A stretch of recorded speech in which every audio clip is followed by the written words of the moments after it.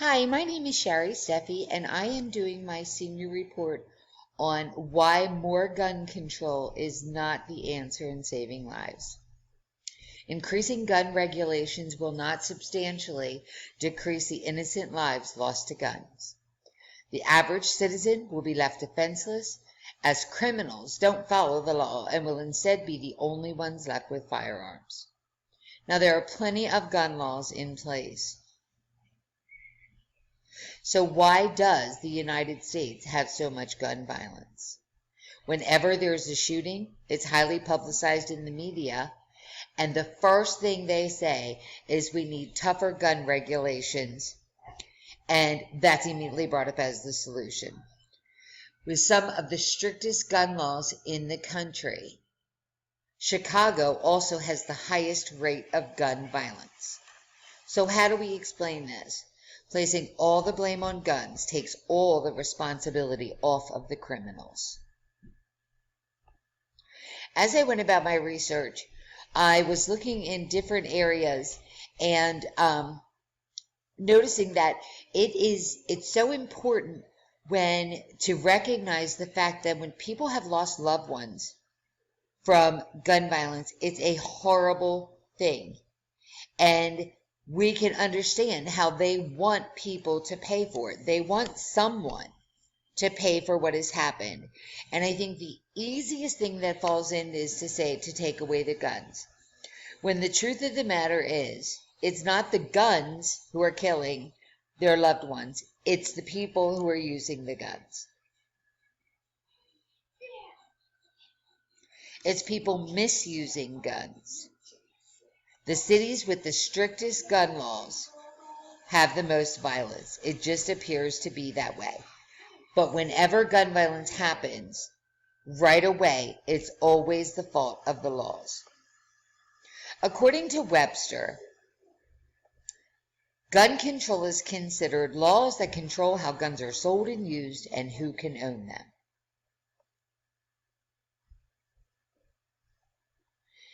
Now, while the definition of gun control stays fairly consistent, what differs will always be the interpretation that people have. And that's not exclusive to gun laws, but reaching back farther to the Constitution, everyone gives their own interpretation of the Second Amendment and what it means to have the right to protect themselves. I believe the reason it's so difficult for everyone to interpret it and perceive it in the same way is because, just like everything else in our nation, we have to go to extremes in order to obtain what we feel like we deserved or is owed to us. We're an entitled nation that wants everyone to care about what we think, and we don't give a second thought to what others go through. The Second Amendment gives us those rights to own guns and protect ourselves. Now, it says nothing about allowing people with mental disabilities or people with violent backgrounds to own guns. And I believe that in all things, there has to be balance and proportion. I believe we have to, as a nation, come together and see what is best for the people, whether Republican or Democrat, liberal or conservative. That can't be our issue of fighting for our party. It has to be for fighting what is right. At the same time, we don't change things because people are rioting in the streets or chanting about their freedom to get their own way. It's because we're intelligent and a compassionate nation that can see a situation through more than our own eyes. We choose to do the right thing simply because it's the right thing. I know a lot of people who own guns. Most of them are handguns, but there are some hunting rifles also. And I know there's a lot of laws that go along with it, but I can truly say I don't know anyone who would say, I don't think there should be a background check or a 3-day waiting period. I believe everyone feels that that's the smart thing to do for the safety. And I think people who don't are just fighting to fight, not because it's a logical statement. Now, we don't all understand the gun laws. I certainly don't. There's 23,000 federal, state, and local laws.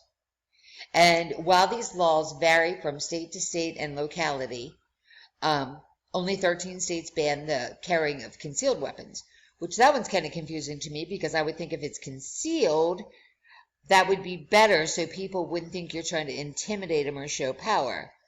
But I guess there's some different logic to that. They want to know what people are carrying. And so that totally makes sense. And larger areas in cities have stricter gun laws usually than suburban areas. Congress has a lot of regulation under the Commerce Clause to regulate what is going on. And the Brady Act actually is what brought about the national background checks by the gun dealers. The Center for Disease Control and Prevention had a ban put on their research when they were studying the relationship between gun violence and gun ownership. And the reason for that was it was determined that the CDC is supposed to be studying public safety, which guns are an issue with that, but it's not disease. It's not like guns are killing people, it's the people using the guns. So there was a ban, but there's a lot of areas where people are researching. Johns Hopkins has a great program and research center where they are focused on how gun use is, using how gun violence is being used by youth and by domestic violence partners, how drug trafficking is going on, and if the laws are up to date or have loopholes. So they're working a very effective program. Their study with youth and guns is really interesting because in 2007, over 2,000 people under the age of 24 committed suicide with a firearm. I mean, that's huge. 4,900 gun-related homicides under the age of 24 happened that year. And so, I mean, seeing that 2/5 of the people, they were harming themselves. And so a lot of the research that Johns Hopkins is doing is figuring out why our youth are turning to violence and what risk behaviors they have. So that's a great program that has been going. And then the question becomes, with 23,000 gun laws, are they working? A recent article from a pro-gun site gave statistics from the violence in Chicago, which some have said have the most restrictive gun laws, like I said before. But there were over 2,500 shootings with over 513 homicides. And the headline in one year, the headline in one Chicago paper read, 13 people shot and wounded in 30 minutes, including 8 on a single street. They even devote a certain section of the paper to the shootings that had taken place there. The question of mental health has always been an issue when it comes to that, looking into the gun violence. And I know when it came to the Virginia Tech shooting, when I was researching this, I found out so much information that Cho, the boy who did the shooting, he had background mental challenges in high school, which were closed information and private. And then when he came to the college, that one of his professors, Professor Roy, she actually went to 4 different department heads telling of his disturbing behavior and how students were afraid of him and how she had concerns. His roommate said he threatened to commit suicide. He had made homicide threats. And so all of that has to go into the fact of why was nothing done? With so many red flags, something had to be done, and nobody took it seriously. Same with the 2 boys at Columbine, Dylan and Eric. They did a video before that, and it showed them shooting down students in their school.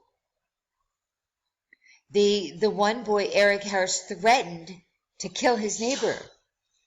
And so all of these things, that was even in the police file. that was closed. So there are so many things, and I think it's a matter of knowing what, excuse me, what is actually out there, and what our limitations are, what our jobs are. The shooting in San Bernardino was the neighbor said they were afraid because they didn't want to be accused of profiling. So everybody is wondering what is too far? What should we be doing?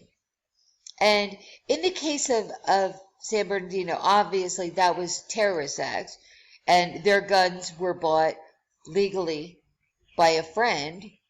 And so when it comes to things like that and the mass shootings, in Columbine, the boy's friend bought it. There was no background checks at that point in time. And so all of these things are playing into it, and how there are warning signs, and many of them, but certainly not all, are mental health issues. And like in every shooting, the first thing is, what if? How could it have been prevented? What can we do? How could we have learned from their behavior? So I think in certain cases, like when we ask what would have prevented these mass shootings, it's just noticing all the red flags in it. I know also in Chicago, obviously this wasn't terrorist or a mass shooting. 9-year-old Tashawn was gunned down in an alley, execution style, by a rival gang member of his father's. Like, that story is so sad. And when I was reading about that and how he thought the guy was taking him to the grocery store, it had nothing to do with gun laws. These are gangs, and they have guns, and they buy them illegally.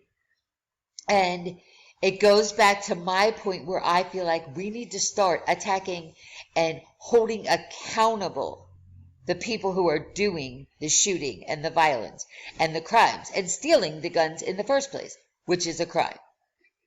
These are the people. I was listening to Bernie Sanders in the one debate, and I was actually surprised at his views on gun violence. He lives in Vermont, which is one of the lowest crime rates with gun and the most lenient laws. And when I was listening to him speak, and Hillary Clinton had the mothers of shooting victims, which is obviously extremely emotional. But I was really proud of him that he stood his ground on the gun laws and said, as sad as those things are, and someone does have to be prosecuted, the manufacturers of the guns should not be able to be prosecuted. And that would be like prosecuting all the makers of alcohol because someone chooses to get in a car and drive drunk. And I do believe that that these are serious issues, and if a bartender willingly gives a drunk person alcohol, they can be held responsible. But same with if a gun store dealer does not go through the background checks or waits, I think these should be responsible. But I think in the heat of emotion, people have to think rationally and not just running around wanting to sue everybody. And it's finding who needs to take responsibility, who is responsible and accountable for things that are happening. And so just when I look at that little boy, he is so precious, and I think about everything they're going through, and that it has to get to the root of the problem in all this. So how does it all end? Congress has an overhaul of mental health that is going in to take it from that point of view. It's actually interesting because in Israel, a lot of people have guns because of the boys going into the service at 18, and they don't have the crime rate. So I think it's something that has to continue to be researched and thought through, and is very important.